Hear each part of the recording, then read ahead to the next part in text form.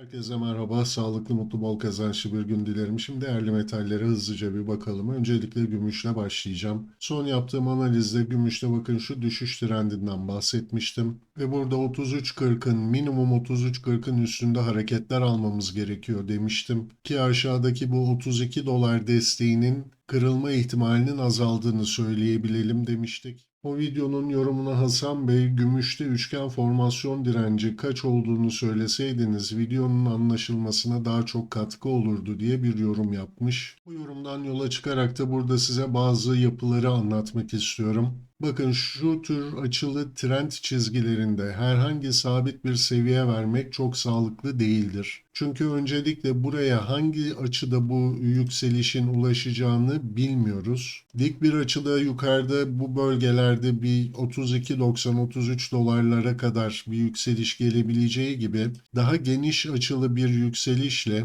32.70-32.60 seviyelerinde de gene bu direnç seviyesine bölgesine ulaşabilir. Dolayısıyla bu yükseliş açısı ne şekilde gelecek bunu bilmediğimiz için burada herhangi bir seviye vermek doğru olmayacaktır. Burada tabii başka bir konu daha var. Ben esas bu sebeple bu tür açılı trend çizgilerinde seviye belirlemenin çok sağlıklı olmadığını düşünüyorum. Bu da bakın şu alanda bir üçgen formasyonu oluşmuş durumda. Bu üçgen formasyonunun şu tepe bölgesinde bakın şu trend çizgisini dahil ettiğimizde daha önceki analizlerde bunu birkaç kere anlattım aslında. Eski takipçiler hatırlayacaktır. Bakın şu alan bir likitte tuzağıdır. Aynı şekilde bakın aşağıda da şu an için bir likitte tuzağının içinde olduğumuzu söyleyebilirim. Dolayısıyla daha kesin olarak burada destekler de kırıldı diyemiyoruz. Bu üçgen formasyonlarının üstünde ve altında oluşan şu mor alanlar özellikle büyük paranın kurumsal yatırımcıların çok sevdiği alanlardır. Çünkü bu gördüğümüz trend çizgisini aslında tüm bireysel yatırımcılar çok rahatlıkla çizebiliyorlar ve bu trend çizgisinin üstüne atmasını bekliyorlar alım yapmak için. Bunu bilen kurumsallar da gelip bu trend çizgisini kırdırıyorlar. Hatta bazı analistler burada ikinci mum kapanışını görmek gerekir derler. Burada çok güzel ikinci mum kapanışını da yapıyor. Bu sayede bu bölgede yeni alıcılar piyasaya katılıyor.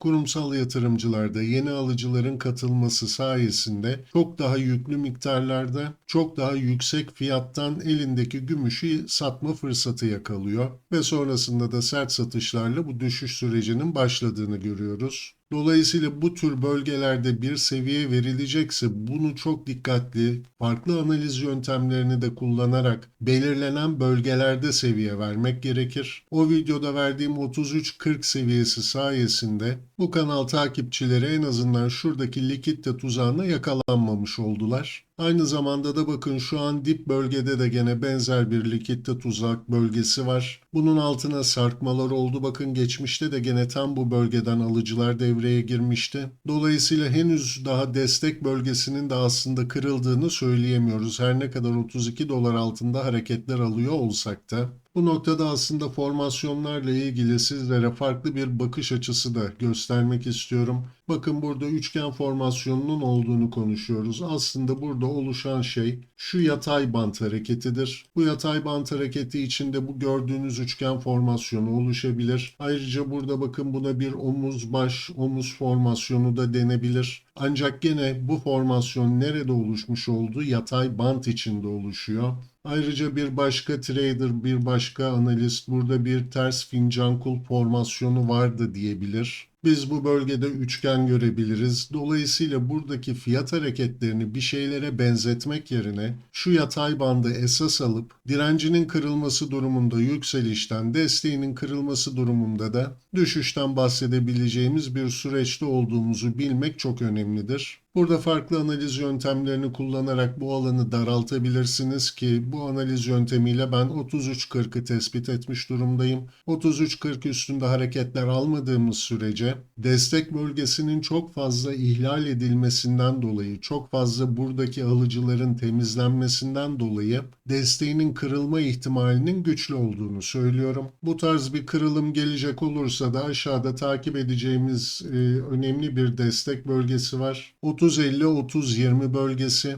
Bu maksimum düzeltme sınırıdır. Bakın yaşanan şu yükselişin 28 dolarlardan başlayan şu yükselişin maksimum düzeltmesi olarak karşımıza çıkıyor. Bu bölgede kırılacak olursa burada taşıdığımız pozisyonların tekrar 28.30'lara doğru satış alma ihtimali olduğunu bileceğiz. Ancak şu an için minimum düzeltme sınırından da bakın gene bir ufak tepki geliyor. Fakat burada 32 dolar altında kalıcı olduğu sürece ve şu son yaşadığımız dip seviyesi 31.66 altında hareketler aldığımız takdirde burada satışların 30-20'lere kadar devam etme ihtimali ve bu bahsettiğim 28 dolar dibine doğru satışlar gelebilir deriz. Tabii 32-20 altında gene bir ara direnç bölgemiz var. Burayı da takip edeceğiz. 29.57-29.33 bölgesi.